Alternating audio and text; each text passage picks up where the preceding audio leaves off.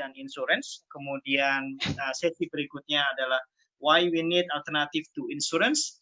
Selanjutnya adalah constructing syariah compliant insurance. Kemudian yang keempat insurance product dan market, dan yang terakhir adalah syariah compliance reinsurance. Teman-teman semua yang dicintai oleh Allah, mudah-mudahan bisa semua betah sampai dengan 5 sesi berikutnya, karena insya Allah ketika setelah kita menyelesaikan 5 sesi ini, MES Malaysia akan merilis satu sertifikat yang kemudian akan bisa teman-teman terima semua. Tanpa berpanjang kata, mari kita simak dan nikmati sharing dan penyampaian dari Bang Delil Khairat. Dipersilakan Bang Delil. Assalamualaikum warahmatullahi wabarakatuh. Waalaikumsalam warahmatullahi wabarakatuh. Assalamualaikum warahmatullahi wabarakatuh. Bapak Ibu kawan-kawan semua, asyhadu an la ilaha illallah wa asyhadu anna Muhammadar Rasulullah. Wassalatu wassalamu ala asrofil anbiya'i wal mursalin wa ala alihi washabihi ajma'in. Saya akan share screen dulu.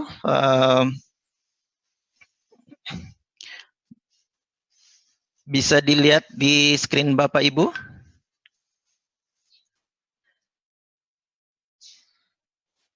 Bisa. Bisa Pak. Oke, siap.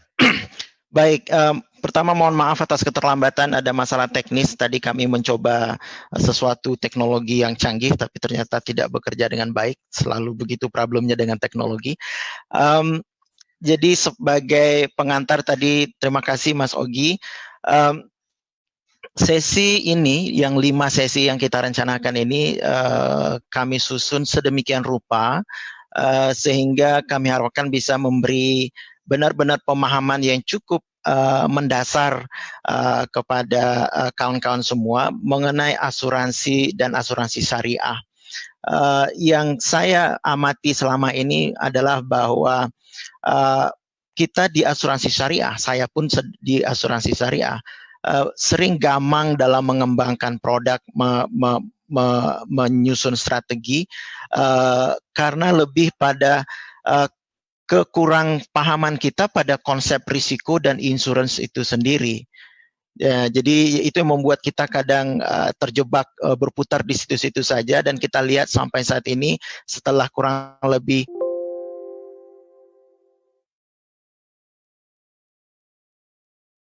40 tahun asuransi achievement yang betul-betul signifikan. Bahkan di banyak market saat ini kita melihat betapa asuransi syariah itu agak stagnan. Termasuk di Indonesia, karena di Indonesia terutama asuransi umum terjadi penurunan volume sebenarnya dalam 3 tahun terakhir. Nah, jadi ini PR kita bersama.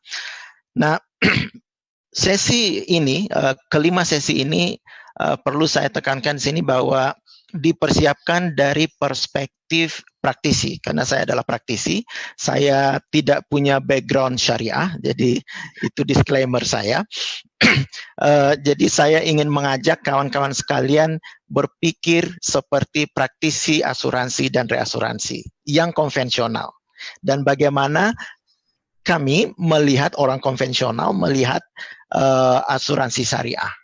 Dan menurut saya ini akan sangat penting, karena dengan memahami cara pikir orang konvensional, Anda akan mudah mematahkan argumen bahwa asuransi syariah itu sama saja dengan asuransi konvensional. Nah, jadi itu idenya.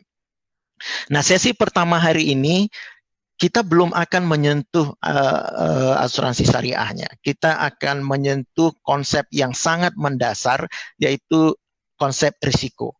Dan bagaimana risiko itu dipandang oleh orang-orang di asuransi. Nah, jadi itu ya. Mekanisme kita hari ini, kalau ada burning question yang perlu ditanyakan, saya pikir ditanyakan saja barangkali ya. Kalau misalnya akan memakan waktu terlalu lama, akan saya bilang ini kita bahas berikutnya saja begitu. Dan kita punya waktu mungkin kita usahakan sampai jam 1, jadi tidak memakan jadwal Anda yang lain.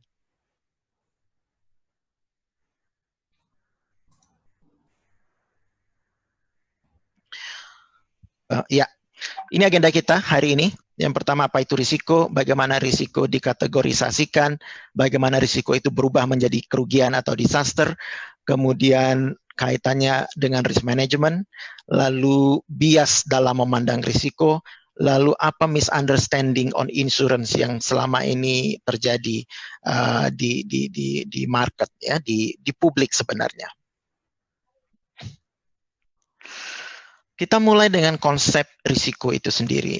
Dalam percakapan sehari-hari sebenarnya kita sudah sangat mudah menggunakan kata risiko. Misalnya, saya nggak mau terbang dengan Lion Air misalnya, karena saya pikir itu terlalu berisiko.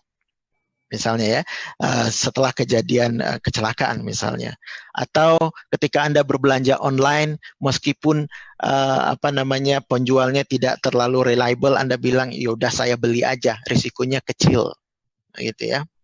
Atau ketika Anda ada masalah kesehatan, lalu dokter mengatakan bahwa ini option prosedur yang akan kita lakukan. Misalnya ada yang melibatkan surgery, ada yang tidak melibatkan surgery, tetapi Anda harus minum obat sepanjang usia misalnya. Lalu Anda akan bertanya kepada dokter, kalau saya melakukan operasi pembedahan, risikonya apa? Nah, jadi kita sebenarnya sudah menggunakan risiko itu, kata-kata risiko sepanjang hari. Tapi hari ini mari kita adjust, kita kalibrasi pemahaman kita mengenai risiko, terutama pengertian risiko yang digunakan oleh industri asuransi.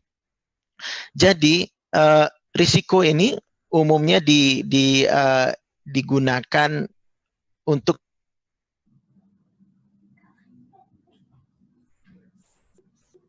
sesuatu yang kemungkinan terjadinya sesuatu yang buruk atau tidak menyenangkan. Sebenarnya risiko itu punya sisi lain yang kita sebut sebagai opportunity atau chance. Itu adalah likelihood atau probability, kemungkinan terjadinya sesuatu yang menyenangkan, gitu ya. Nah, kedua-duanya ini adalah ketidakpastian sebenarnya ya. Jadi kedua-duanya sifatnya sama, tetapi end result-nya saja yang berbeda. Satu baik, satu buruk, gitu ya. Nah, dalam konteks asuransi, definisi risiko yang hampir selalu digunakan adalah uncertainty of loss. Bahwa risiko itu adalah uncertainty of loss atau ketidakpastian akan terjadinya kerugian. Ketidakpastian akan terjadinya kerugian. Di mana loss itu adalah any bad or unpleasant event. Jadi apapun kejadian yang buruk, yang tidak menyenangkan, yang sejauh mungkin konsekuensinya bisa diukur secara finansial. Nah, itu definisi orang asuransi terhadap loss atau kerugian. Karena ujung-ujungnya ganti rugi dari asuransi itu tentu dalam bentuk financial term, gitu ya. Jadi dari definisi ini yang perlu kita ingat bahwa risiko itu punya dua komponen utama. Dan itu yang harus kita digunakan seterusnya di dalam asuransi. Yang pertama komponen ketidakpastian, ya. Yang kedua komponen kerugian, loss. Itu saja sebenarnya mengenai risiko. Nah, jadi risiko itu merupakan ketidakpastian. Jadi risiko itu adalah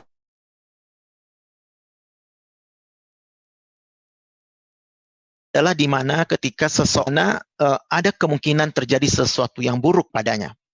Jadi kejadian yang buruk itu belum terjadi. Jadi risiko itu adalah situasi di mana seseorang sedang berada dalam kondisi atau situasi sesuatu buruk mungkin terjadi padanya. Nah, misalnya saya paling senang mengambil contoh kalau misalnya saya tinggal di Bogor atau di Bekasi, kantor saya ada di Jakarta. Maka saya punya option berbeda-beda untuk bisa datang ke kantor setiap pagi. Nah, misalnya kalau saya mengendarai mobil sendiri, kelihatannya aman, mobil saya sehat dan sebagainya, tapi sebenarnya saya berada dalam risky situation, bahwa bisa saja saya mengalami kecelakaan di jalan tol Jagorawi misalnya, begitu ya. Demikian pula kalau saya misalnya tidak memilih berkendaraan, tetapi saya pilih naik kendaraan umum, naik komuter lain dari Bogor ke Jakarta misalnya. Maka yang terjadi adalah saya tidak lagi dalam risky situation dalam mobil, tetapi saya berpindah ke risky situation yang lain, yaitu risiko-risiko terkait dengan naik train, naik kereta api. Jadi saya tidak lagi punya risiko kemungkinan saya tabrakan di jalan tol, tetapi ada kemungkinan misalnya kereta api saya tabrakan, tetap saja bisa terjadi, atau misalnya saya kecopetan di dalam kereta api. Jadi sebenarnya ketika kita melakukan satu aktiviti dan aktiviti yang lain, atau kita memilih melakukan satu aktiviti di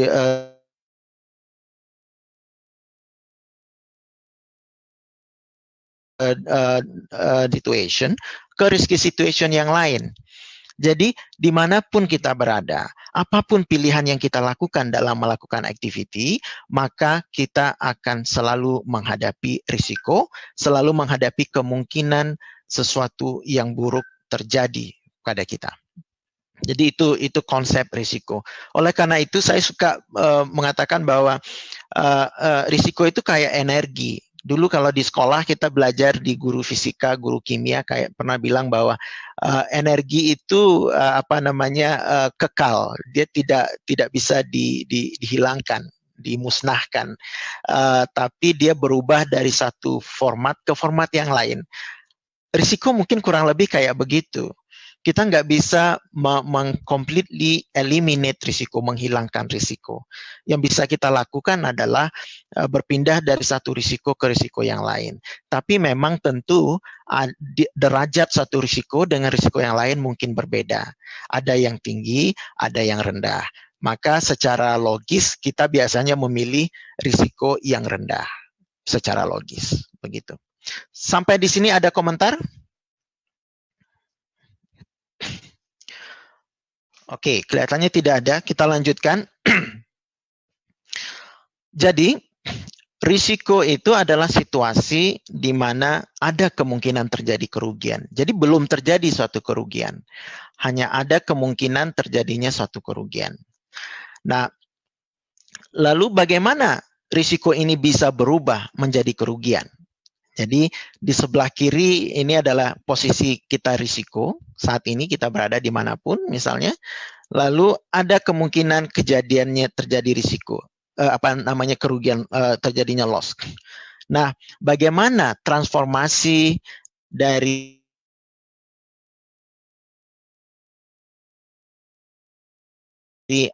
risiko? Kita mengenal bahwa suatu risiko berubah menjadi loss itu adalah akibat interaksi dua hal, yaitu interaksi antara peril dan hazard. Gitu ya. Apa itu peril dan hazard? Kita pilih dulu hazard. Hazard ini bukan pemain bola Chelsea itu ya, bukan Eden Hazard, tetapi hazard artinya adalah features atau karakteristik dari satu risiko yang bisa meningkatkan atau menurunkan probability terjadinya kerugian. Jadi hazard itu adalah karakteristik atau feature. Kita ambil contoh rumah. Ada rumah dari beton, ya, dari konkrit. Ada rumah dari bambu, gitu ya. Nah, dari perspektif risiko kebakaran, kita katakan rumah yang terbuat dari bambu ini sebagai bad hazard, begitu ya. Jadi rumah yang dari bambu ini kita sebut sebagai bed hazard.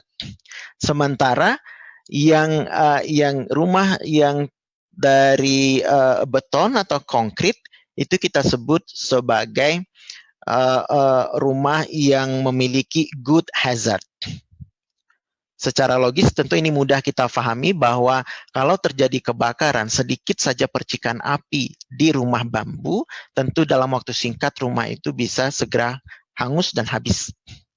Namun tidak demikian halnya dengan konkrit atau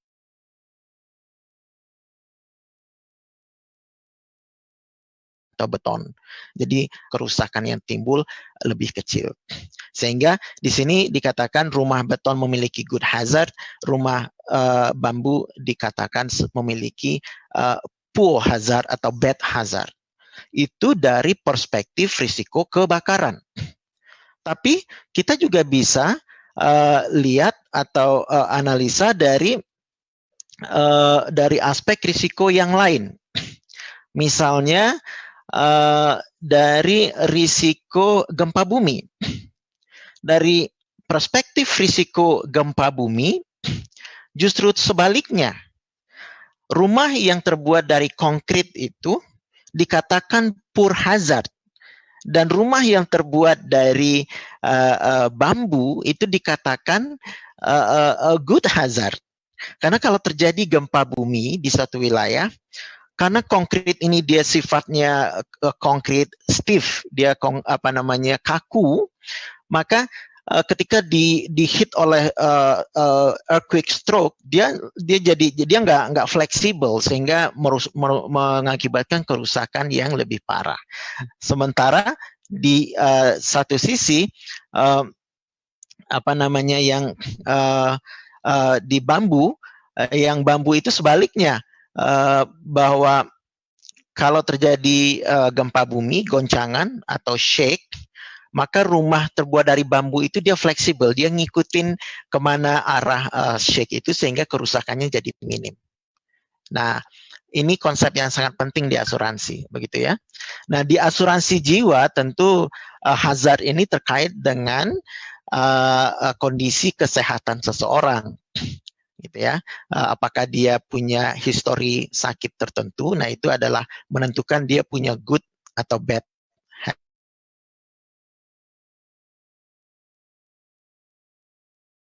hazard. Itu real ini adalah event that bring about a loss. Jadi event atau kejadian yang menyebabkan kerugian atau yang membawa kerugian. Nah, event ini kalau dalam konteks asuransi kebakaran ya misalnya rumah terbakar atau api itu adalah event gitu ya. Atau apalagi misalnya kalau di konteks asuransi kendaraan bermotor itu accident itu adalah event.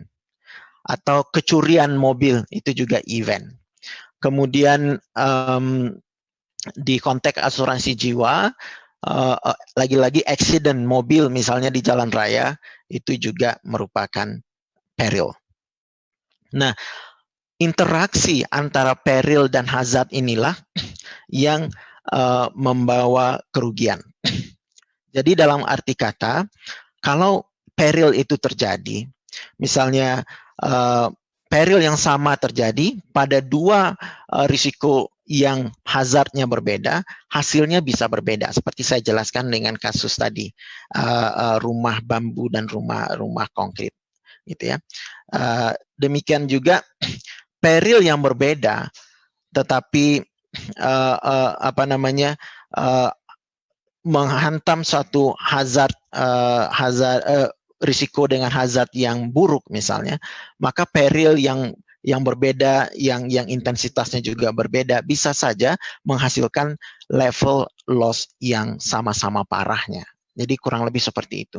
Jadi konsep peril dan hazard ini sangat penting di asuransi. Kalau Anda mau beli asuransi, mau ikut asuransi apapun, terus Anda disuruh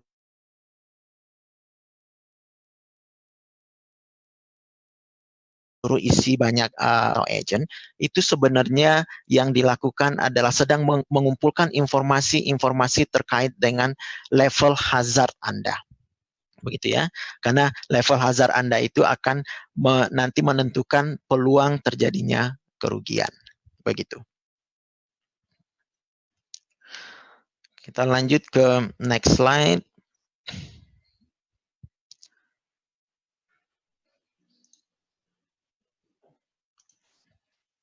Oke, itu mengenai risiko ya. Kalau ada pertanyaan silakan di chat. Nanti akan saya coba lihat. Jadi itu kita sudah bahas risiko, kita sudah bahas bagaimana risiko itu bisa berubah menjadi kerugian. Sekarang kita mari melihat bagaimana risiko itu dikategorikan. Dan cara yang paling umum, paling mendasar dilakukan dalam mengkategorisasi risiko adalah dengan melihat dari dua dimensi, yaitu frekuensi dan severity.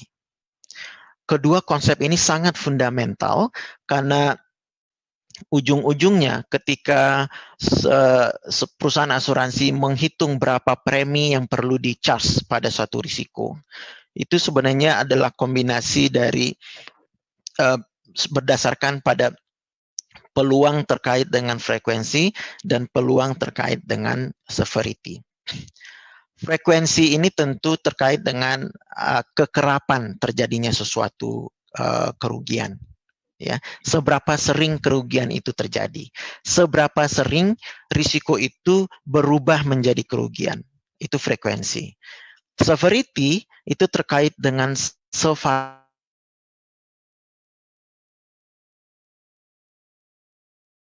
keparahan. Seberapa parah kerugian itu dan seberapa mahal, seberapa banyak uang yang harus dikeluarkan untuk mengganti kerugian itu. Nah, itulah sebenarnya yang dimaksud dengan frekuensi dan security. Nah, dua dimensi frekuensi severity ini menghasilkan 4 kombinasi. 4 kombinasi yaitu low frequency, low severity, yaitu kejadian yang jarang terjadi dan kalaupun terjadi impact-nya kecil, nggak parah-parah amat. Misalnya contoh yang bisa saya bayangkan saat ini, misalnya kalau di kantor tuh kadang-kadang kita punya risiko, misalnya kalau Anda bekerja menggunakan kertas, kadang kalau Anda kurang hati-hati, kertas itu ujungnya tajam dan Anda bisa luka, gitu ya. Jari Anda luka, tersayat sedikit. Nah, itu adalah contoh risiko yang jarang terjadi dan tidak parah, gitu ya. Jadi kalaupun terjadi Anda luka sedikit, dikasih obat merah sedikit, selesai. Anda nggak perlu ke klinik, nggak perlu ke dokter, gitu ya. Itu adalah yang jarang terjadi tapi tidak parah. Kemudian ada yang sering terjadi tetapi nggak parah. Contohnya adalah,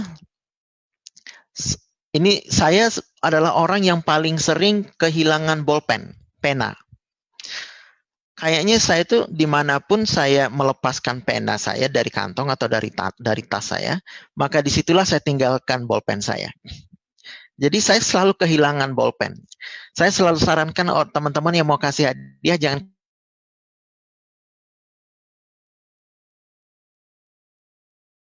kasih hadiah bolpen mahal nanti, karena lebih banyak saya pakai bolpen dari hotel, free gitu ya. Jadi setiap check out saya selalu bawa bolpen dari kamar dan itu saya gunakan untuk banyak hal karena akhirnya nanti akan hilang juga.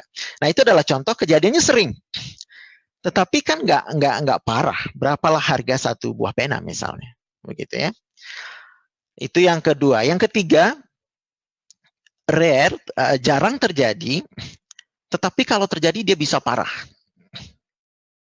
Nah, jadi, inilah yang sebenarnya menjadi objek dari asuransi, begitu ya. risiko jenis inilah sebenarnya yang menjadi objek asuransi. Risiko yang jarang terjadi, tetapi kalau terjadi dia bisa membawa kerugian yang besar atau parah. Seperti itu tadi rumah kita tadi, kalau dia jarang terjadi kebakaran dalam setahun, mungkin nggak terjadi kebakaran, 5-10 tahun tidak terjadi kebakaran. Tetapi kalau terjadi kebakaran, seisi rumah bisa hangus, bisa habis, dan kerugian sangat besar. Demikian juga dengan mobil kita misalnya. Jarang kita mengalami kecelakaan di jalan raya, tapi kalau terjadi, kerugiannya bisa sangat parah. Kerugian material, mungkin juga kerugian cedera tubuh bagi para penumpang dan juga orang yang berada di dalam mobil driver. Juga misalnya timbulnya kewajiban kepada pihak ketiga, misalnya kalau dalam kecelakaan itu kita adalah pihak yang bersalah, kita adalah yang nabrak, maka secara hukum kita juga bertanggung jawab untuk membayar kerugian mobil yang kita tabrak itu. Nah, itu adalah kategori yang ketiga. Frekuensinya low,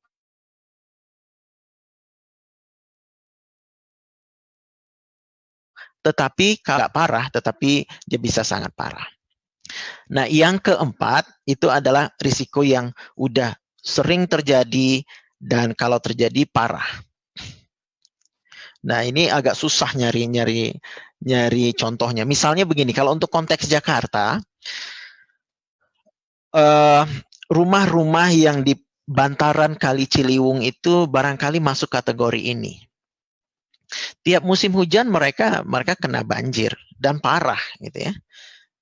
Nah, itu adalah risiko banjir untuk rumah di bantaran Kali Ciliwung gitu ya. Atau misalnya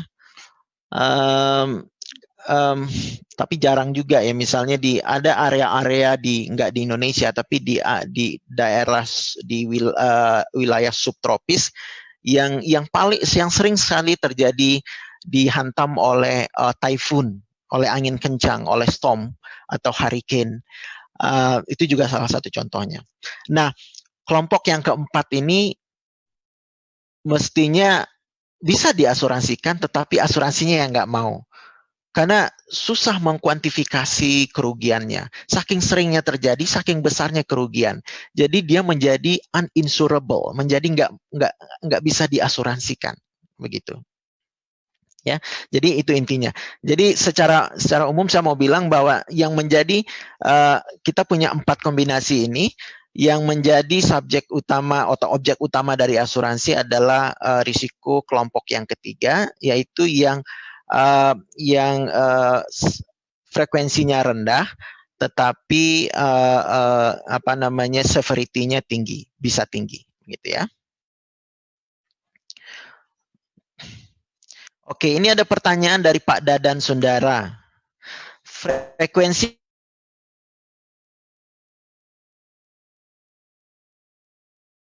apakah bisa disamakan dengan peril dan severity sama dengan hazard jika kita mau mengukur besarnya risiko? Apakah frekuensi sama dengan peril? Bukan, frekuensi dan severity itu lebih dekat kaitannya dengan hazard, gitu ya, bukan dengan peril. Karena peril itu lebih merupakan eksternal factor yang membawa risiko merubah dari risiko menjadi kerugian. Jadi yang namanya frekuensi dan severity ini lebih dekat kaitannya dengan hazard, begitu ya. Jadi kita nggak bisa juga samakan frekuensi sama dengan peril, tidak. Peril itu tadi event ya. Kalau kita kembali ke definisi tadi yang saya tampilkan tadi, peril itu adalah event, jadi kejadian, apakah itu accident, apakah itu kebakaran, gempa bumi dan sebagainya. Itu peril. Sementara frekuensi dan severity itu dia masuknya bab hazard sebenarnya, karena dia membentuk karakteristik suatu risiko, begitu ya Pak Dadan.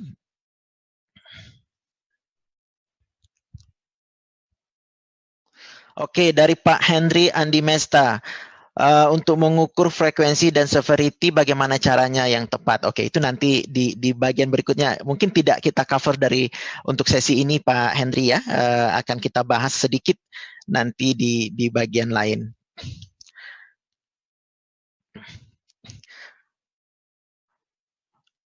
Pak Wahyudi, apakah asuransi kesehatan, contoh rawat jalan, dapat dikategorikan high frequency dan high severity?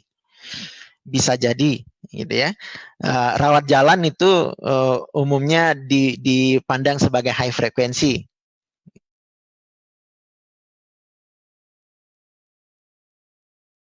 Gitu ya. Dan tetapi asuransi mungkin untuk rawat jalan kan asuransi juga memasang limit yang kecil. Jadi severity-nya dari perspektif asuransi tidak tinggi. Tapi memang frekuensi jadi tinggi, gitu ya. Itu bisa disebut begitu. Rawat jalan itu memiliki frekuensi yang tinggi. Oke, kita lanjutkan. Ini sudah. Nah, jadi kembali ke 4 kategori tadi, di mana kita meletakkan satu risiko itu ke dalam kategori tertentu akan akan melit kita, akan mengarahkan kita untuk melakukan tindakan apa untuk risiko itu. Ya, kita belum bahas asuransi nih ya. Jadi sebelum kita bahas asuransi, ketika kita punya satu risiko, kita sebenarnya punya banyak pilihan apa yang akan kita lakukan terhadap risiko itu. Nah, untuk kategori yang low frequency dan low severity, yang kalau dia jarang terjadi atau kalaupun terjadi kerugiannya kecil, itu yang bisa kita lakukan adalah dengan mengabaikan saja, ignore risiko itu. Dan kalaupun terjadi, kita retain risiko itu. Jadi contoh yang saya buat tadi, ketika jari kita tersayat oleh pinggiran kertas yang tajam misalnya, sebenarnya kita tidak melakukan langkah apa-apa sebelum hal itu kejadian, gitu ya. Tidak ada yang kita tidak, misalnya kita nggak paranoid amat sehingga ketika bekerja di kantor pakai sarung tangan misalnya. Saya belum lihat orang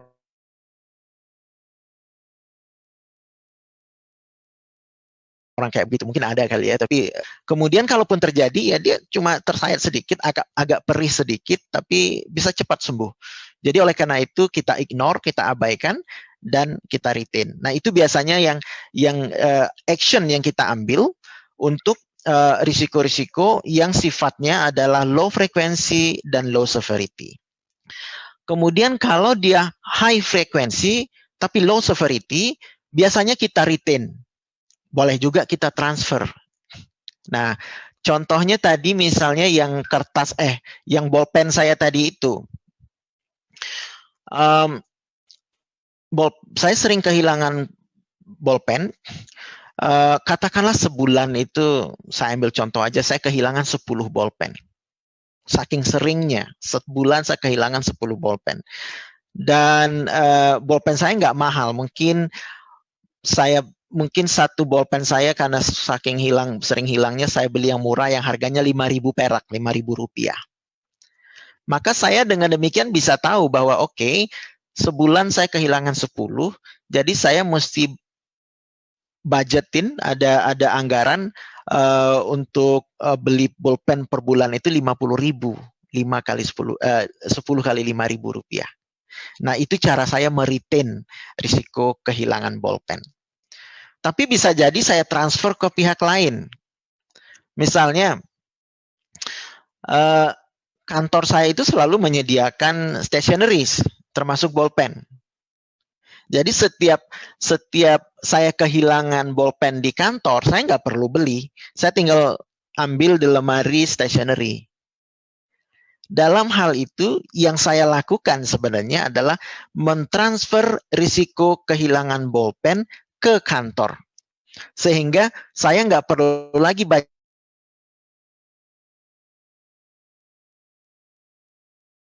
budgetin 50.000 per bulan, nah itu retain dan transfer. Nah, yang untuk low frequency dan high severity, yang tadi jarang terjadi, tetapi kalau terjadi bisa sangat parah. Dan tadi saya katakan inilah yang menjadi objek dari asuransi. Maka subjek atau objek ya. Jadi ini dalam hal ini karena dia jarang terjadi, ya. Sekarang kembali ke diri kita lihat perspektif kita sebagai risk owner ya. Kalau Anda punya mobil, Anda punya rumah, mobil lah gitu ya, jarang terjadi kecelakaan. Anda mungkin adalah very good driver, hati-hati, sangat awas, sehingga bertahun-tahun Anda nggak ngalamin kecelakaan. Jarang terjadi. Tapi kalau terjadi sekali bisa parah, gitu ya. Nah, situasi di mana frekuensinya rendah, tapi severity-nya tinggi, membuat kita nggak bisa menduga berapa level risiko. Membuat kita nggak bisa bikin budget. Berbeda dengan seperti yang situasi yang tadi saya bilang, jelaskan ketika di bolpen tadi itu. Di bolpen tadi itu karena dia sering terjadi dan kita tahu setiap saatnya itu berapa loss-nya, maka mudah saja kita menghitung, menduga, memprediksi, mengestimasi besarnya kerugian kita dalam satu kurun waktu tertentu. Dalam sebulan saya akan perlu menyediakan 50.000 perak, dalam setahun saya perlu menyediakan 600.000 ya, 600.000 rupiah untuk membeli bolpen saja. Itu bisa kita lakukan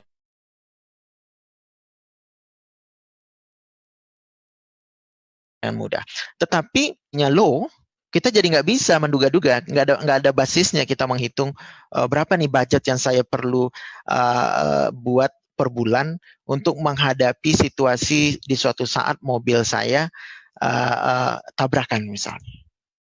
Nah, dalam situasi itulah maka ide untuk mentransfer risiko itu ke pihak lain, dalam hal ini umumnya kepada asuransi, menjadi option yang lebih masuk akal. Oke. Kemudian ada masuk lagi di chat, kita lihat apa pertanyaannya. Maksudnya transfer dari Pak Ahmad Mokorobin, maksudnya transfer dari contoh pulpen tadi, apakah kita bayarkan 50.000 ke stationery?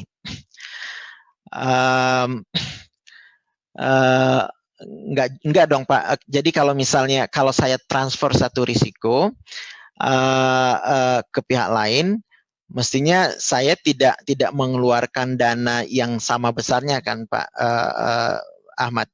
Jadi misalnya kalau misalnya tadi dengan mengambil bolpen baru dari stationery kantor, tapi saya tetap bayar 50.000 per bulan ke kantor, atau gaji saya dipotong 50.000 per bulan sama kantor, itu artinya saya nggak mentransfer risiko itu ke perusahaan, ke kantor saya. Tetap saya yang nanggung, wong semua biaya membeli bolpen baru saya yang bayarin kok. Yang mentransfer itu adalah misalnya kalau saya nggak bayar apapun ke kantor, jadi kantor aja yang beliin bolpen itu dan kantor nggak minta reimbursement ke saya, itu yang dikatakan transfer. Atau dalam konteks asuransi kita lihat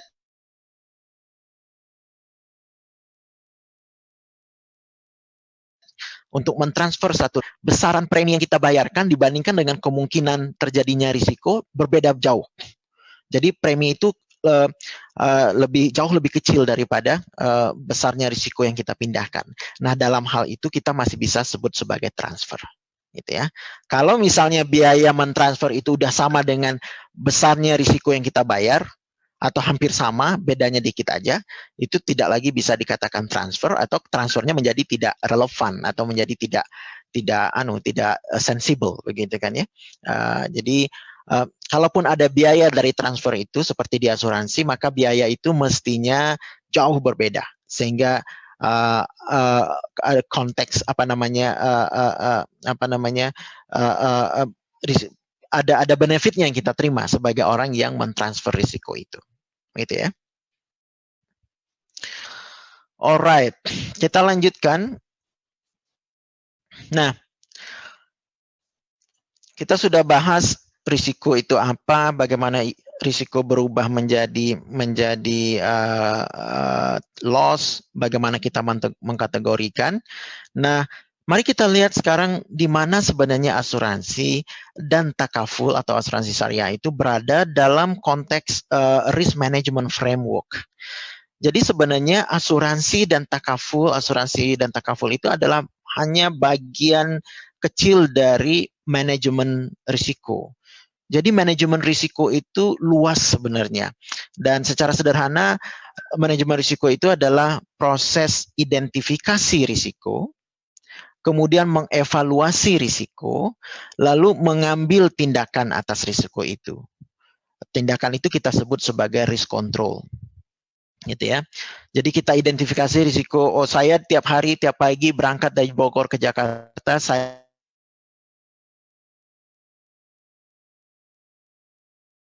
identifikasi ada risiko kemungkinan. Evaluasi risiko berarti mengevaluasi dari sisi frekuensinya dan severity-nya tadi itu.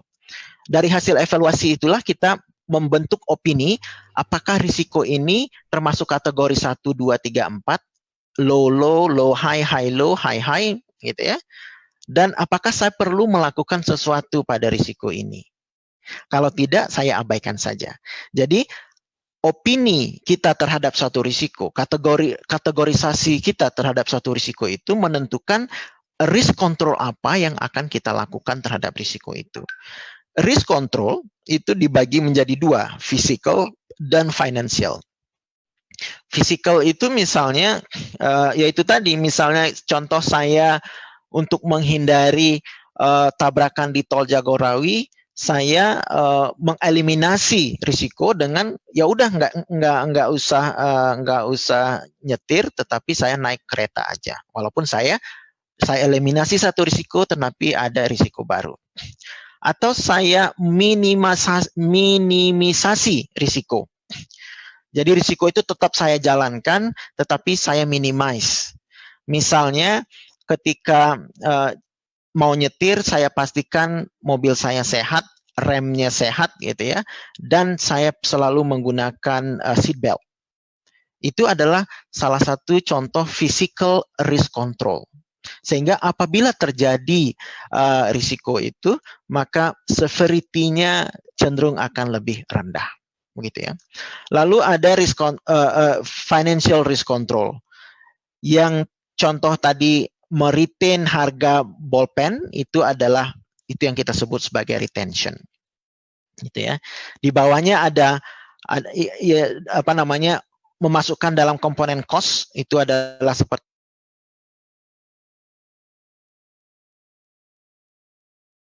contoh bolpen tadi, pada korporasi. Korporasi itu dia bisa bikin skema asuransi sendiri gitu ya. Captive itu dia bisa bikin, kalau korporasi itu gede banget, besar sekali, dia bisa bikin perusahaan asuransi sendiri untuk mengasuransikan risiko-risiko dari grupnya. Itu captive namanya. Nanti kita bahas di kesempatan berikutnya. Sementara mentransfer adalah salah satu contohnya adalah insurance. Dan sharing adalah takaful. Jadi sharing adalah kalau Anda mungkin tahu bahwa kalau di takaful itu, asuransi syariah itu, kita nggak transfer risikonya, tapi kita share, kita berbagi dengan sesama pemilik risiko yang lain. Kita akan bahas di sesi-sesi berikutnya bagaimana cara kerjanya takaful, terutama di sesi yang ketiga gitu ya. Di sesi yang kedua, kita akan lebih banyak melihat asuransi konvensional dulu, memahami bagaimana asuransi konvensional itu dikonstruksi. Alright, kita lanjutkan sekarang. Ya, kita tadi kita tadi udah bahas bahwa risiko kelompok ketiga, low frequency tapi high severity, yang merupakan subject matter paling penting dari asuransi. Ini risiko yang biasanya ditransfer ke asuransi. Pertanyaan simpelnya, pertanyaan bodohnya lah gitu ya. Kenapa ya asuransi mau menerima transferan risiko? Risiko itu tadi kita udah tahu risiko itu adalah ketidakpastian akan terjadinya kerugian atau kemungkinan terjadinya hal yang buruk. Lalu orang mau mentransfer kemungkinan kejadian buruk terhadapnya kepada saya. Kok saya mau menerima?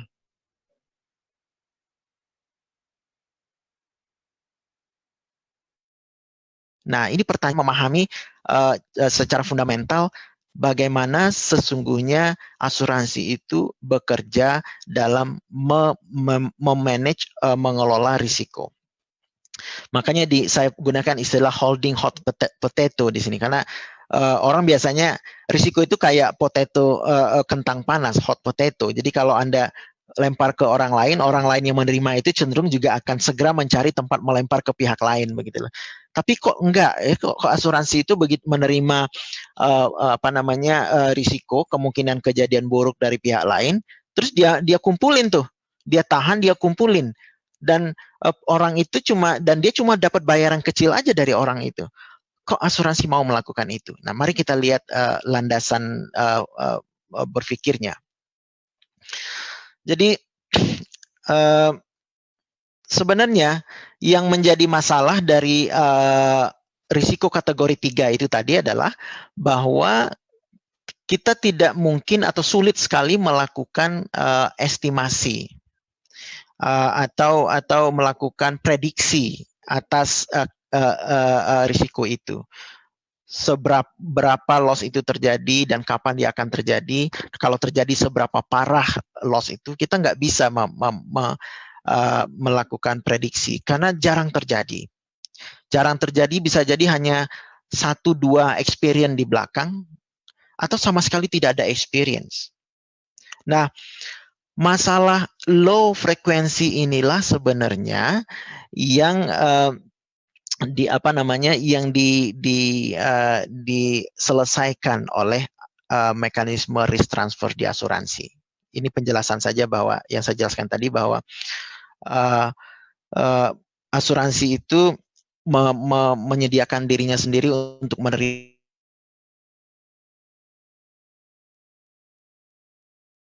transferan ketidakpastian dan dia charge premium yang amount-nya sangat kecil gitu ya dibanding kemungkinan loss. Nah, jadi intinya adalah bahwa situasi inilah sebenarnya yang diselesaikan oleh asuransi, di mana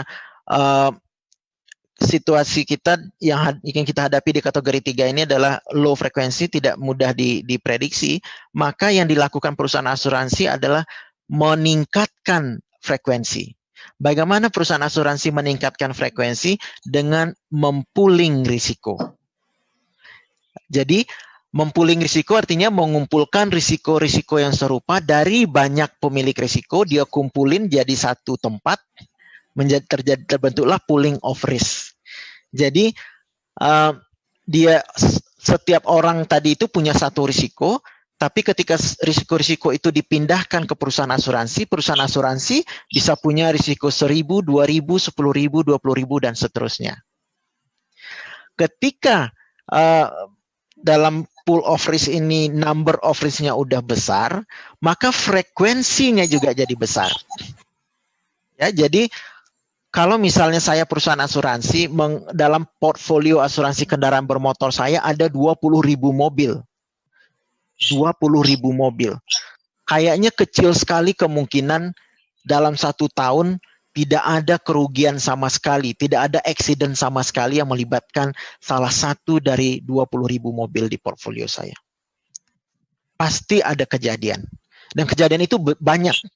Jadi sehari mungkin ada 2-3 accident. Gitu ya. Maka dalam setahun saya mungkin punya 500, 1.000, 2.000 kejadian accident, 2.000 kejadian loss.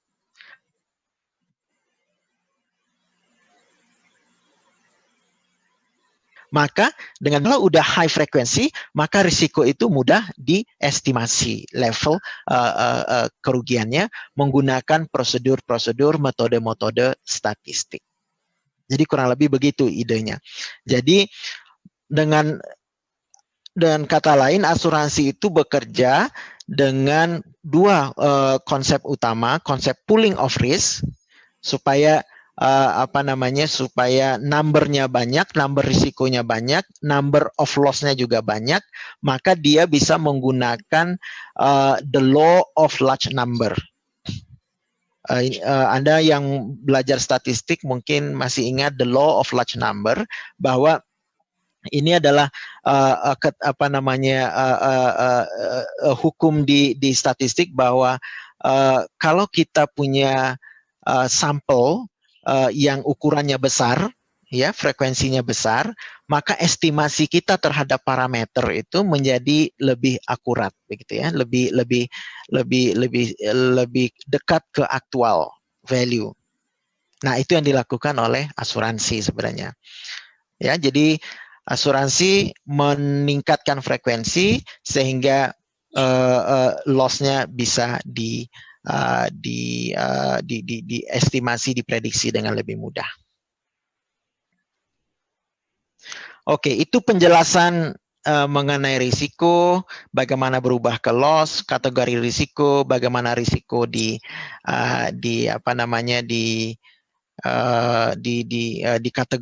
diletakkan dalam gambar besar risk management, manajemen risiko, dan juga bagaimana sebenarnya asuransi itu bekerja.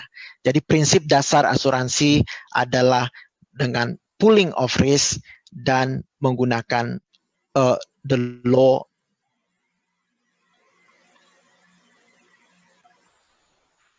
of large number. Silakan kalau ada pertanyaan, karena kita akan masuk ke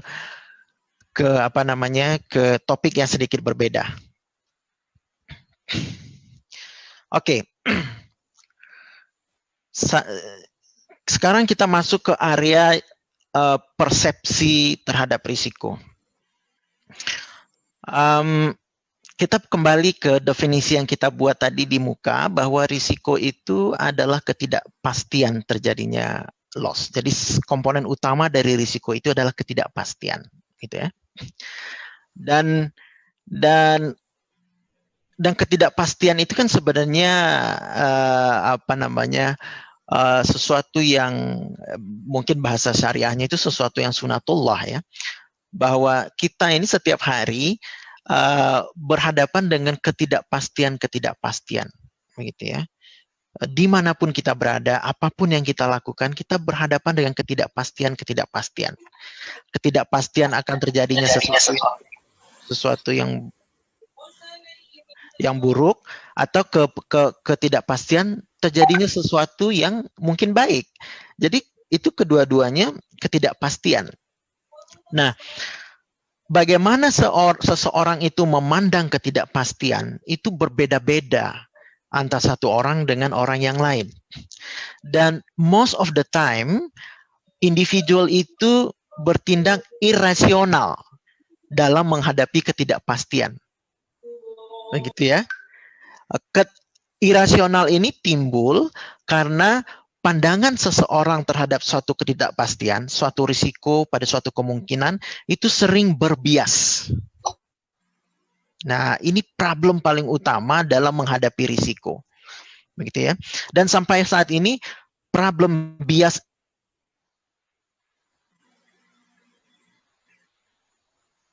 inilah sebenarnya yang membuat publik itu tidak bereaksi secara rasional, melakukan langkah-langkah yang sebaiknya, sepatutnya ketika berhadapan satu risiko. Orang cenderung bisa spektrumnya itu bisa sangat ekstrim, dari mengabaikan risiko yang real tapi diabaikan, atau paranoid terhadap risiko kecil. Jadi spektrumnya antara dua ekstrim ini. Nah, challenge kita adalah bagaimana caranya kita sebagai manusia yang terbatas kemampuan dalam memprediksi apa yang akan terjadi di masa depan, untuk bisa memiliki pandangan terhadap suatu ketidakpastian, suatu risiko secara tidak berbias atau setidaknya biasnya minimal. Kayaknya kalau tidak berbias sama sekali itu susah, gitu ya. Karena kita bicara ketidakpastian, sesuatu yang belum terjadi. Jadi banyak hal yang apa namanya, yang yang abstrak terlibat di situ. Di beberapa slide ke depan saya akan memperlihatkan beberapa contoh bias yang mungkin terjadi pada seseorang, bahkan pada organisasi, bahkan pada perusahaan, bahkan pada negara dalam memandang ketidakpastian yang sedang dihadapi di depannya. Gitu ya. Yang pertama ada yang disebut sebagai the CSI effect. Anda pernah, mungkin ada yang suka nonton film CSI, saya lupa kesingkatannya. CSI itu crime investigation apa itu ya. Jadi film yang topiknya setiap hari, setiap serialnya berkenaan dengan kejadian kriminal, lalu ada tim hebat di kepolisian yang bisa melakukan forensik gitu ya. Jadi mereka menggunakan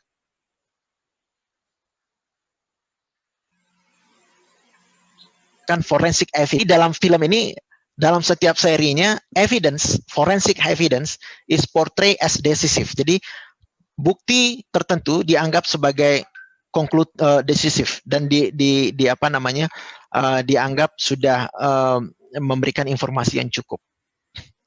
Jadi ini adalah pandangan yang salah, karena sebenarnya kalau kita melihat ketidakpastian, lalu kita punya informasi-informasi, evidence itu tidak ada satu evidence yang betul-betul konklusif yang mengatakan oh risiko itu kecil, risiko itu besar.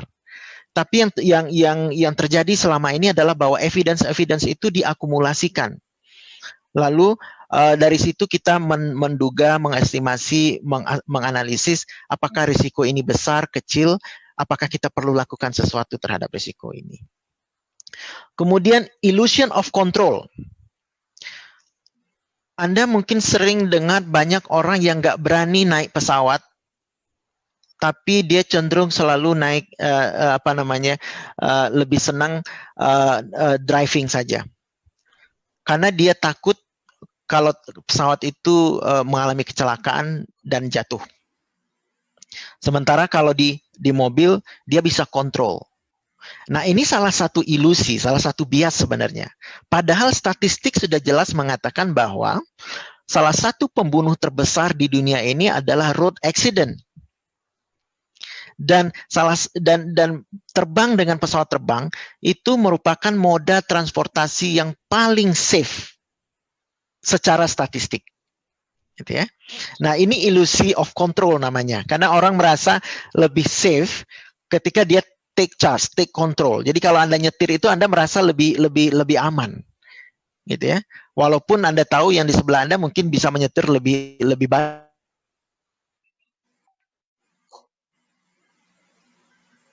baik, gitu ya. Kemudian ada yang namanya the worst case scenario atau the worst case thinking. Ini terkait dengan global warming atau climate change. Jadi intinya, singkatnya, ketika menghadap suatu risiko, kita langsung memperhitungkan worst case scenario-nya, lalu mengambil langkah-langkah berdasarkan worst case scenario itu. Akhirnya kita jadi overestimate dan kita menjadi nggak maju-maju gitu loh. Kita jadi nggak berani ambil risiko. Ada juga over reliance on expert and computers. Ini terjadi misalnya contohnya di financial market, di mana keputusan investor itu dilakukan berdasarkan pergerakan saham indeks misalnya. Padahal indeks itu belum memberikan gambaran yang sepenuhnya, gitu ya. Kemudian ambiguity intolerance, maksudnya ini adalah natural sebenarnya, bahwa banyak atau mungkin sebagian besar manusia secara psikologis tidak suka pada situasi ketidakpastian, begitu ya. Nah, akibatnya adalah yang kedua, mereka segera ingin mendapatkan jawaban. Mereka ingin segera terbebas dari situasi tidak pasti itu, gitu ya. Tapi memang ya natural sekali kan berada dalam situasi yang nggak pasti, misalnya digantung, itu kan nggak enak banget gitu ya. Bagi jomblo yang ikut di kelas ini mungkin Anda propose ke someone, tapi dia nggak jawab-jawab juga gitu. Itu kan situasi yang nggak enak banget kan. Nah, itulah kurang lebih ketidakpastian dan sangat natural sebenarnya manusia secara psikologis nggak suka berada dalam situasi tidak pasti, merasa tidak comfortable gitu ya. Nah, ini membuat kita menjadi berbias mengambil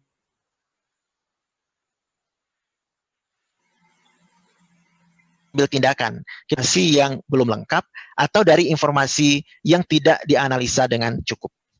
Kemudian ada yang disebut sebagai the all or nothing fallacy. Ini kecenderungan juga orang melihat sesuatu itu black and white. Nggak pengen melihat somewhere in between black and white. Padahal yang namanya ketidakpastian itu adalah somewhere in between, gitu ya. Namanya juga ketidakpastian. Ada kemungkinan kiri, ada kemungkinan kanan.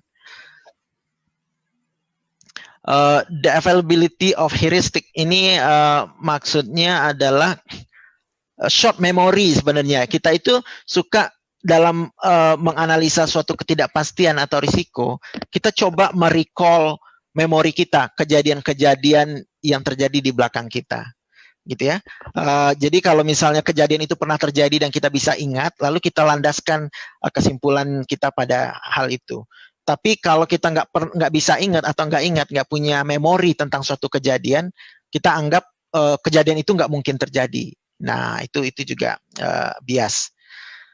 Sebelum ke wishful thinking, confirmation bias. Ini terkait dengan heuristik tadi, yaitu tendensi kita untuk memilah dan memilih informasi yang terhadap suatu risiko. Jadi kita cenderung pay more attention to information yang mengkonfirmasi kepercayaan kita atau hipotesis kita. Jadi kita tuh nggak bisa melihat risiko itu secara netral. Kita cenderung ke satu sisi. Itu namanya confirmation bias. Sadar atau tidak sadar kita mungkin melakukan hal itu. Ya gitu. Jadi dan itu lagi-lagi natural, sunatullah gitu ya. Nah, wishful thinking ini yang paling penting. Wishful thinking ini yang paling penting, maksudnya paling berpengaruh dalam asuransi, dalam risiko.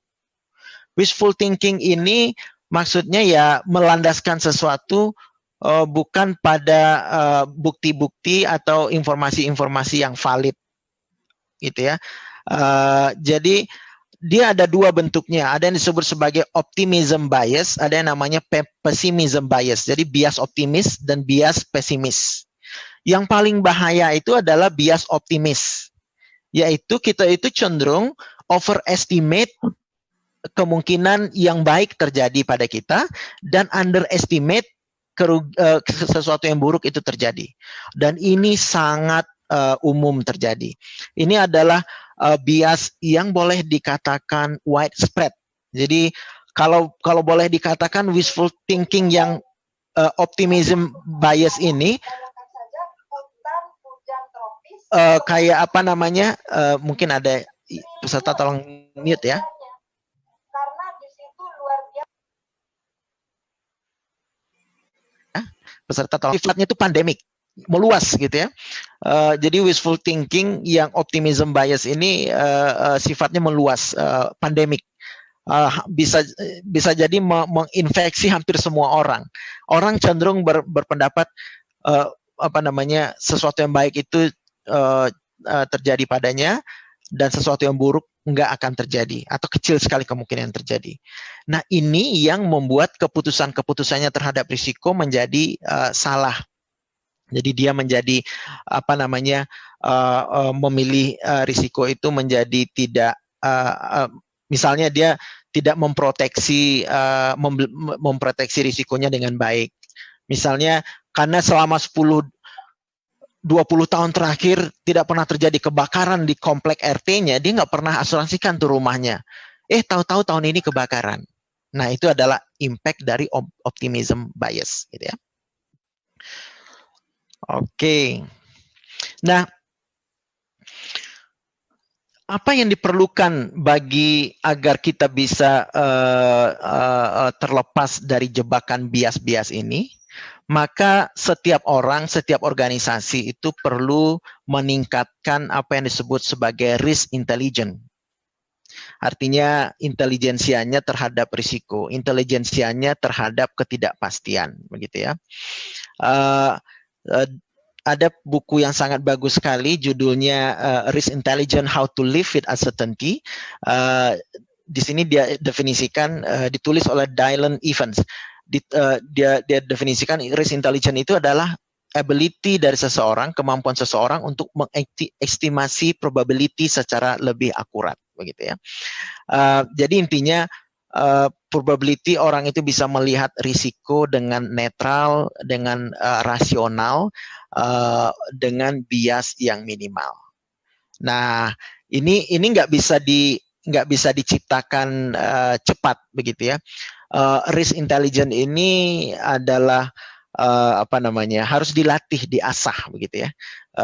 Bagaimana kita memandang suatu risiko. Salah satu yang bisa membantu kita menjadi more intelligent dalam hal risiko atau ketidakpastian adalah dengan menggunakan tools. Dan tools yang paling utama dalam melihat ketidakpastian adalah ilmu peluang atau probability theory. Gitu ya. Sehingga di sini ada salah satu kutipan di sini bahwa when you can measure something, what you are speaking about, dan express in numbers, you know something about it. Tapi kalau tidak, maka knowledge Anda itu sebenarnya sketchy,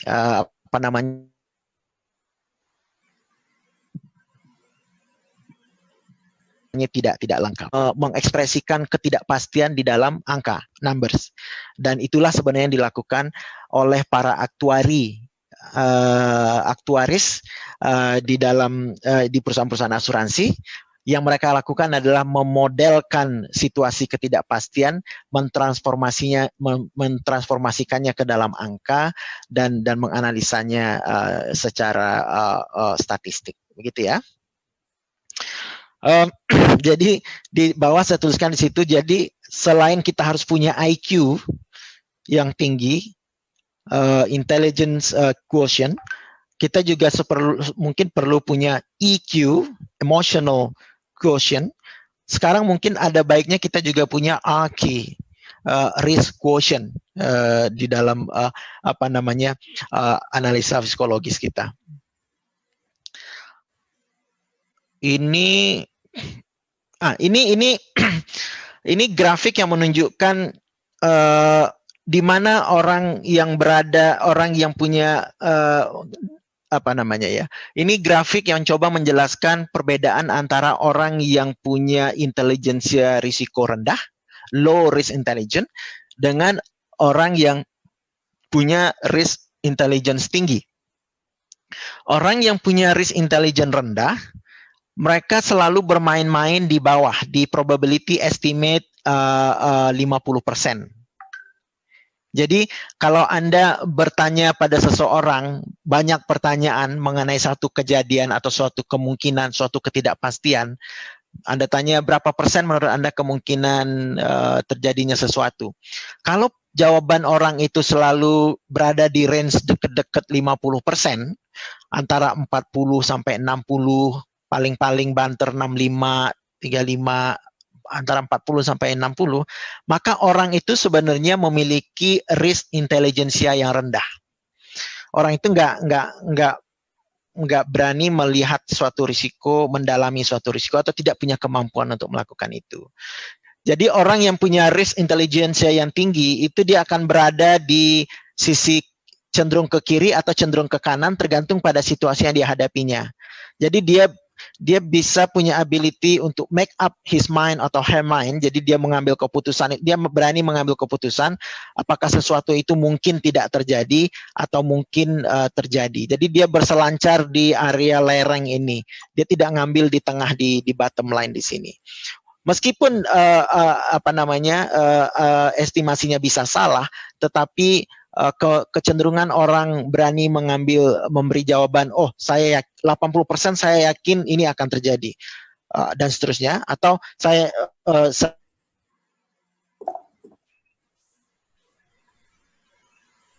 yakin 20% memiliki risk intelligence yang tinggi, gitu ya. Itu mengenai persepsi terhadap suatu risiko. Ini adalah topik terakhir kita hari ini mengenai misunderstanding terhadap industri asuransi, terhadap suatu asuransi.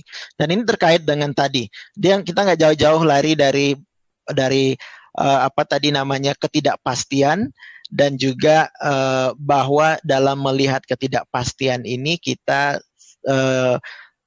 cenderung berbias.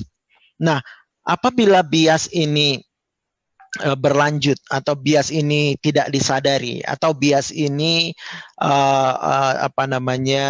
terlalu signifikan dalam keputusan-keputusan kita terhadap suatu risiko, suatu ketidakpastian, maka yang terjadi adalah keputusan kita itu selalu tidak benar, cenderung tidak benar lah begitu ya.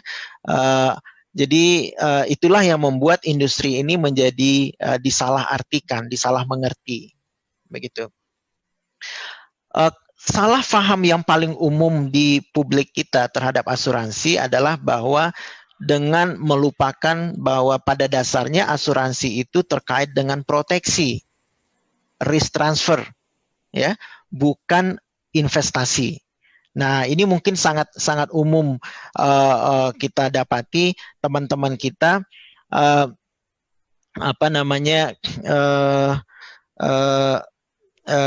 teman-teman kita yang suka tuh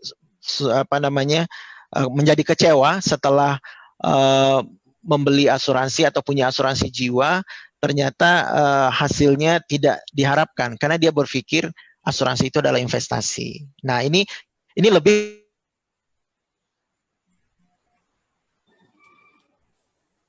pada publik kita terhadap konsep risiko dan konsep asuransi itu.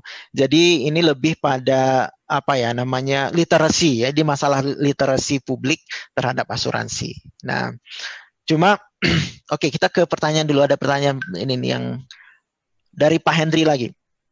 Menarik tentang risk intelligence tadi, apakah ini bisa dikaitkan dengan tipe risk taker versus risk avoider atau ada tipe yang lain?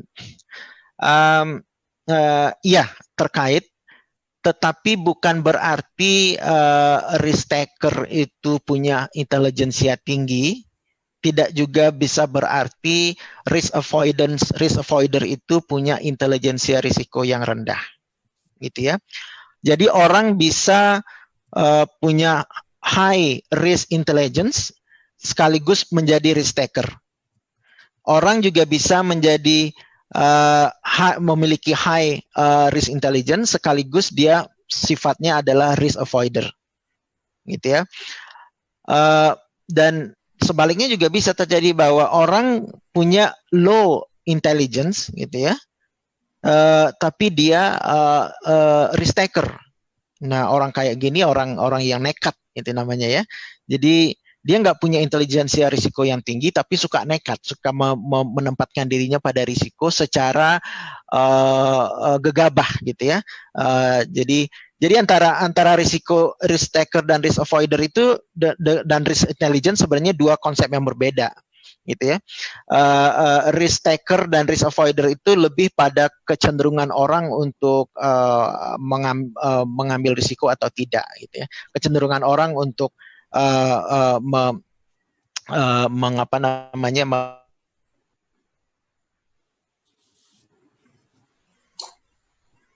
menanggung risiko. Tapi kedua keputusan itu bisa saja didasarkan oleh risk intelligence yang sama ataupun berbeda, begitu. Kurang lebih seperti itu, Pak.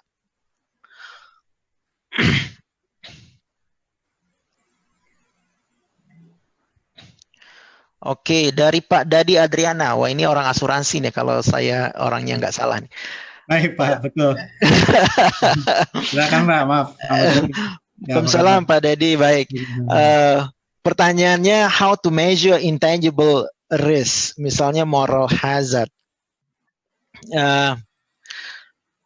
Um, jadi um, sebenarnya antara tangible, kalau pendapat saya antara tangible dan intangible risk itu sama-sama susah dihitung gitu ya.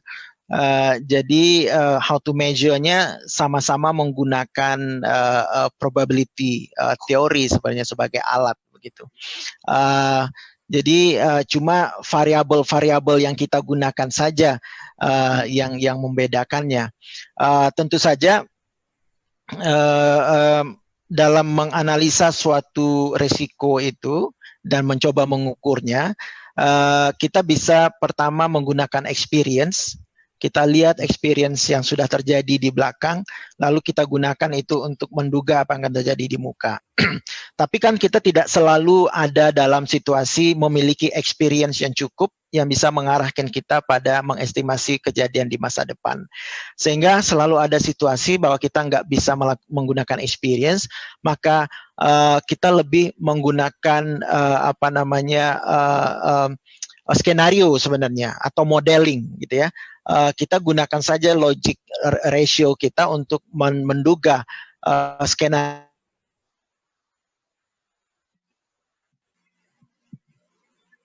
yang akan mungkin terjadi itu. Nah, kedua-duanya, kalau kedua-duanya tersedia, mungkin kita bisa combine experience dan scenario itu atau modeling itu, atau kadang cuma kita punya scenario saja. Apapun yang kita miliki dan kita lakukan, tetap saja ada potensi yang estimasi kita salah. Namanya ketidakpastian kan, artinya kita memang tidak bisa. Yang kita lakukan cuma menduga saja, kita tidak bisa memastikan. Mudah-mudahan jawaban saya memuaskan Pak Dadi. Iya, terima kasih Pak. Syukran. Makasih. Mbak Fitri, Ibu Fitri, jadi kalau kita menjadi nasabah asuransi syariah dan asuransi konvensional, kita sama sekali tidak boleh memikirkan keuntungan. Contohnya, jika tidak melakukan klaim, sebagian uang premi kita kembali. Betul. Ya, apapun itu asuransinya, konvensional maupun asuransi syariah, perlu ditekankan bahwa tujuan berasuransi tidak untuk mendapatkan keuntungan. Tetapi untuk mengelola risiko, mengelola ketidakpastian, begitu loh. Oke, kita lanjut.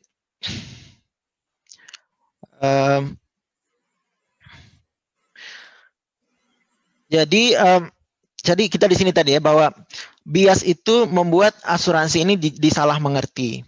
Dan kesalahmengertian konsumen ya, dari sisi konsumen itu lebih banyak terjadi karena wishful thinking tadi itu, dari bias optimism bias, bahwa kita cenderung berpikir bahwa sesuatu kejadian yang buruk tuh kayaknya nggak mungkin deh terjadi sama saya gitu. Jadi akibatnya adalah terjadi mismatch. Kita bisa jadi over purchase, kita over protected pada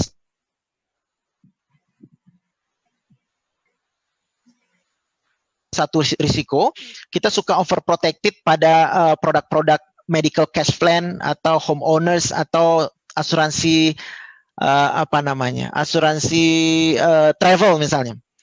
Kenapa? Karena kita pikir ini mungkin terjadi nih saya mungkin sewaktu-waktu masuk rumah sakit atau ke klinik dan sebagainya, rawat jalan. Tapi kalau Anda pikir-pikir mungkin nggak terlalu sering juga Anda sakit begitu kan, Anda sehat-sehat saja sehingga Anda overprotected. Tapi Anda berpikir kayaknya saya nggak mungkin deh kena cancer gitu ya. Keluarga saya nggak ada yang kena cancer, kayaknya saya aman deh insya Allah. Tapi tiba-tiba Anda terdiagnosa cancer, tapi Anda tidak punya proteksi critical illness misalnya di asuransi Anda. Nah, ini contoh bagaimana bias itu bisa mempengaruhi seseorang dalam melihat ketidakpastian, melihat risiko. Akibatnya dia memproteksi dirinya dengan asuransi dengan jenis proteksi yang salah atau dengan jenis proteksi yang benar tapi dosisnya nggak benar gitu ya. Risiko yang mestinya dia fokus, dia nggak fokusin. Risiko yang mestinya dia tidak terlalu pikirkan, dia nggak proteksi. Jadi intinya lagi-lagi terkait dengan risk intelligence tadi itu ya.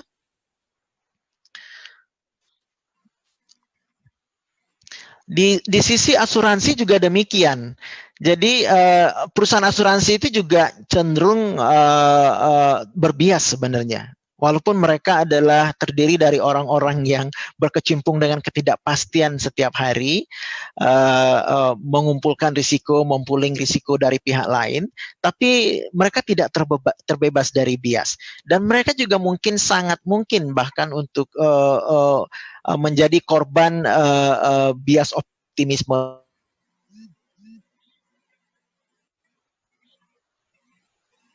tadi itu. Ketika perusahaan asuransi itu nggak mengoffer produk atau coverage yang pas untuk kliennya. Jadi misalnya situasi orang yang tadi saya ceritakan konsumennya tadi itu udah salah memandang risiko dia, tapi perusahaan asuransi juga nggak memperbaiki itu. Jadi asuransi yang penting mungkin nih agent-agent yang penting dia jualannya laku begitu loh. Dia nggak terlalu peduli apakah itu betul-betul relevan untuk konsumernya, kliennya. Nah ini yang sering terjadi dan ini sangat-sangat real terjadi di masyarakat kita. Kemudian misalnya setelah terjadi suatu kejadian besar, misalnya setelah terorisme, setelah 9/11 misalnya, langsung perusahaan asuransi nggak mau mengcover terorisme, gitu ya. Atau setelah terjadi Hurricane Andrew di 1992 juga demikian. Atau terjadi setelah riot Jakarta 1998, cover riot jadi menghilang begitu. Nah, ini juga contoh bagaimana perusahaan asuransi pun bisa terjebak dalam bias. Jadi setelah terjadi kerugian, perusahaan asuransi itu kadang terlambat menyadari bahwa justru setelah kejadian besar itu publik sebenarnya menjadi tersadarkan bahwa dia butuh cover dan Anda mestinya menyiapkan cover itu. Tapi tentu dengan term condition, dengan risk management yang tepat. Nah, itu yang sering terjadi gitu ya. Kemudian jadi fundamental issue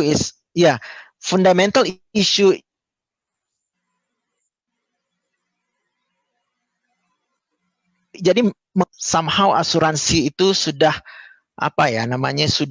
sudah terlalu dikomoditisasi, sudah terlalu commoditized. Jadi asuransi itu sudah sangat komersial saat ini.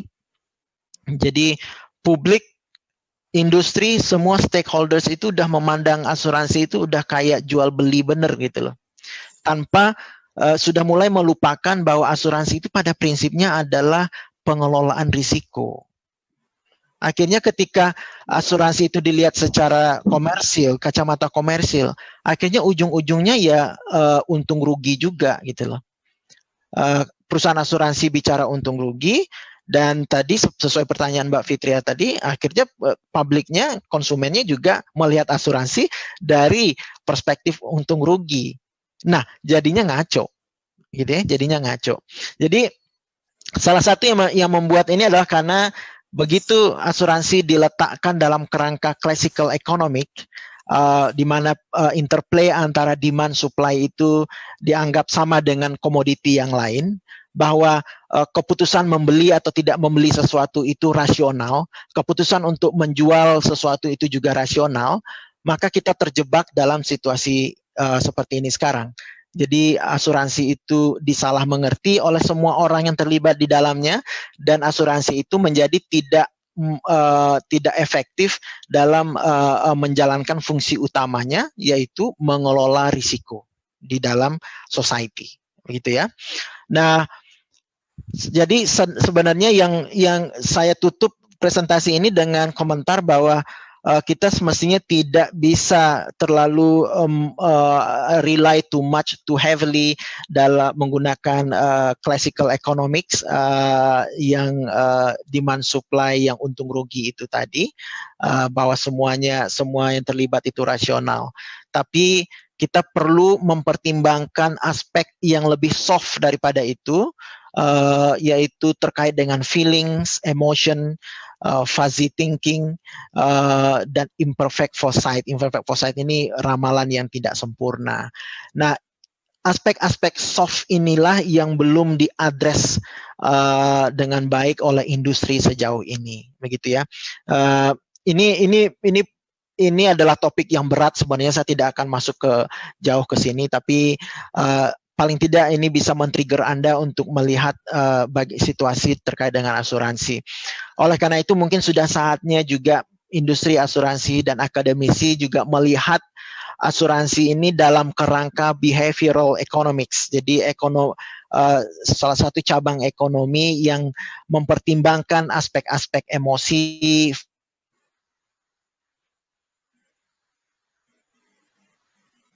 feeling, yang keputusan yang terkait dengan asuransi adalah keputusan-keputusan terkait dengan ketidakpastian. Dan ketika kita berhadapan dengan ketidakpastian, tidak bisa kita hindari, dia akan melibatkan feeling, emosi, experience, dan sebagainya. Yang soft-soft itu tadi. Kita ke chat.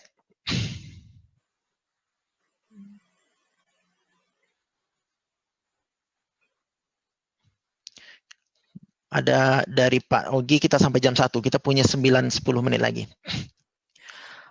Oke, PowerPoint nanti akan di-share ya, no problem.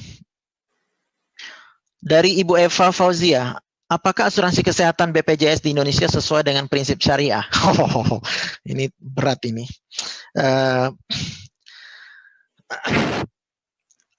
Jawabannya ini, Ibu Eva, kita tunda jawabannya pada sesi kedua deh. Kedua kita udah bisa jawab ini, Bu. Saya tidak perlu jawab, Ibu mungkin bisa jawab. Saya capture dulu ya. Ini pertanyaan Bu Eva, kita tunda pada sesi kedua. Sesi setelah ini. Ya, dari Pak Dadan Sundara, bagaimana penerapan risk intelligence yang baik dan benar sehingga suatu perusahaan menjadi lebih prudent dalam konteks industri perusahaan asuransi?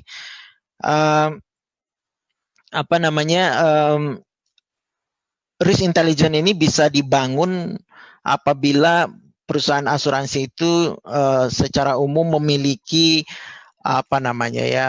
memiliki view, memiliki guidance, memiliki SOP yang mendukung ke arah underwriter-nya melihat risiko secara netral, begitu. Jadi misalnya underwriting guideline itu salah satu cara kita meminimalisir adanya bias agar perusahaan kita dan underwriter kita punya risk intelligence yang tinggi, melihat risiko itu dengan baik, dengan rasional, dengan logik gitu ya, tidak terlalu berbias. Karena mestinya underwriting guideline itu didasarkan pada statistik, pada experience dan sebagainya, pada teori, pada survei, pada research gitu ya. Itu yang pertama. Kedua, misalnya kalau Anda punya SOP di perusahaan asuransi itu ada namanya 4 Eyes Principle. Jadi misalnya satu underwriter ini, bagi Anda yang bukan di asuransi, underwriter itu adalah orang yang melihat risiko, menilai risiko, dan dia bisa sampai pada mengambil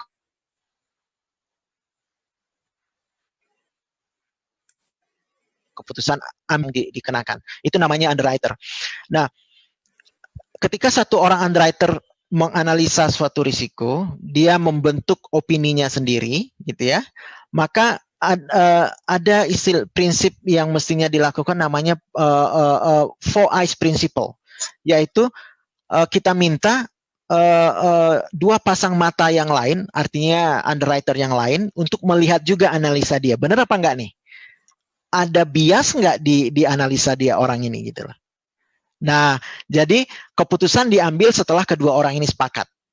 Nah, ini juga salah satu contoh bagaimana SOP di suatu perusahaan itu bisa membuat perusahaan itu memiliki risk intelligence yang tinggi. Dan bagaimanapun ini risk intelligence ini nggak bisa dibangun dalam satu malam. Jadi dia memang harus gradually improve gitu ya di dalam suatu organisasi melalui tools yang tadi saya sebut, bisa underwriting guideline, bisa melalui SOP, juga melalui bagaimana komitmen manajemennya terhadap risiko begitu. Dari Ibu Fitri Hastuti, perusahaan asuransi layaknya dana pensiun harus memiliki kredibilitas jangka panjang. Bagaimana kita memilih penyedia layanan asuransi agar ketika kita minta klaim tetap kredibel, tapi tidak berkasus seperti Jiwasraya atau Aksa Mandiri. Anda benar, ini pertanyaan berat banget nih. Jadi artinya memilih suatu perusahaan asuransi juga merupakan keputusan terhadap suatu ketidakpastian kan Ibu Fitri. Jadi kita pilih satu perusahaan yang sejauh ini track recordnya bagus, tapi belum tentu ketika kita menjadi pelanggannya dia tetap berperforma bagus gitu ya. Jadi memang mau tidak mau pertama ya kita lihat tetap background track record itu penting. Lalu kalau kita punya produk asuransi jangka panjang dengan perusahaan itu, maka juga kita jangan lepas begitu saja. Anda juga perlu pasang mata, pasang telinga terkait dengan situasi perusahaan asuransi Anda itu. Nah, itu dari sisi Anda. Itu yang maksimal Anda bisa lakukan kan ya. Tapi disinilah posisi role pentingnya regulator. Jadi regulator dalam hal Indonesia OJK adalah mestinya pihak yang bertanggung jawab di sini untuk memastikan atau mengurangi risiko terjadinya kegagalan bayar atau mengurangi risiko penurunan performan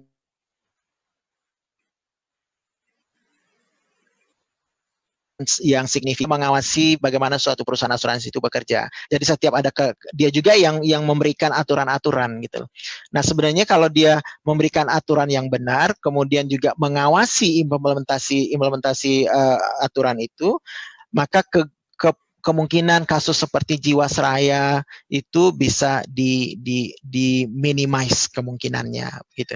Tapi ya tetap saja kejadian kan Bu. Artinya jangankan Jiwasraya atau Aksa Mandiri di Indonesia, giant asuransi seperti AIG aja bisa collapse di tahun berapa dulu tuh yang kasus mortgage, subprime mortgage kan. Nah, jadi peluang itu tetap saja bisa terjadi sehingga pemerintah harus bail out. Nah, lagi-lagi nih pemerintah nih jadi benteng terakhir gitu loh untuk memproteksi konsumen seperti kita ini begitu ya. Caranya yaitu tadi dengan menjalankan regulasi dengan seketat-ketatnya, dan kalau memang situasi menghendaki ya turun tangan kayak bailout itu tadi gitu ya. Jadi kerugian di cover oleh pemerintah. Dari Pak Saiful, ini kayaknya orang asuransi juga nih. Tren saat ini adalah penjualan online. Bagaimana menselaraskan dengan emosi, feeling, dan experience yang Pak Delil sampaikan tadi.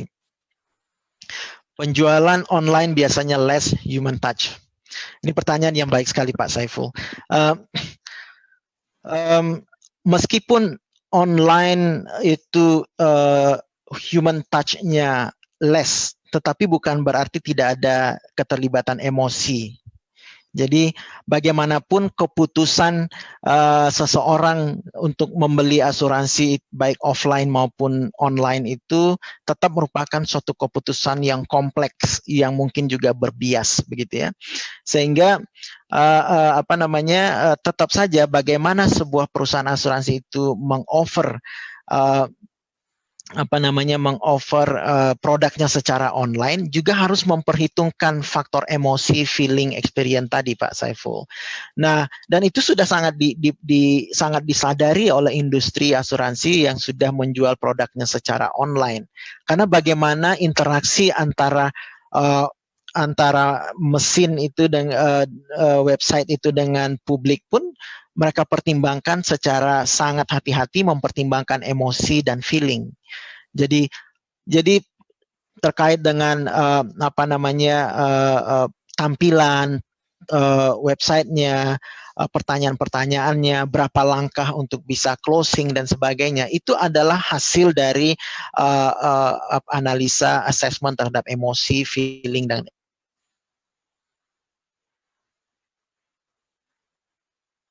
experience. Emosi, feeling itu diperhitungkan begitu ya, sehingga ketika kita menjual melalui online, mesin itu juga harus bisa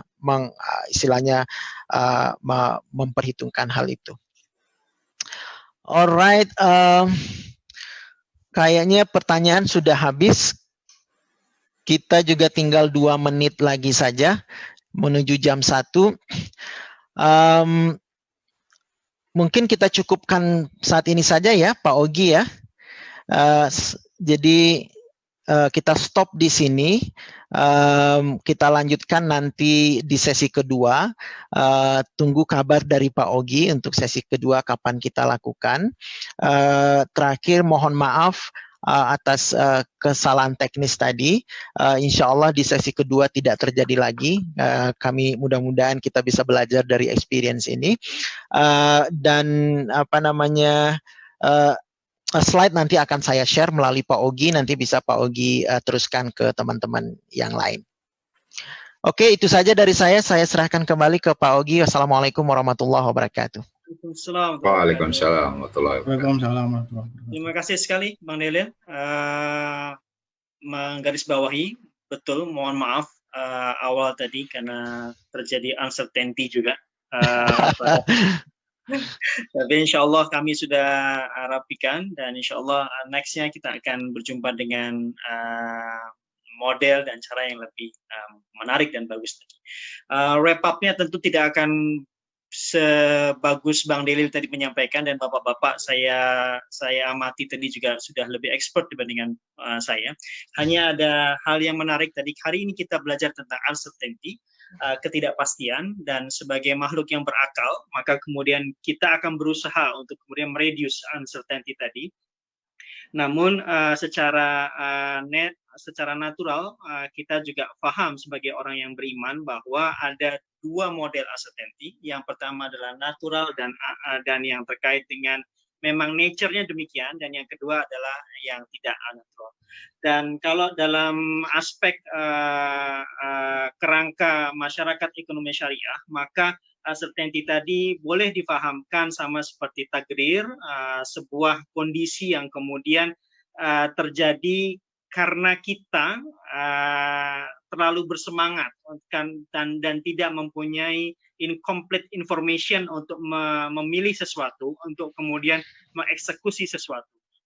Banyak tadi diskusi pertanyaan-pertanyaan yang cukup menarik dan menjadi landasan baseline diskusi kita di sesi kedua, ketiga, keempat, dan kelima nanti.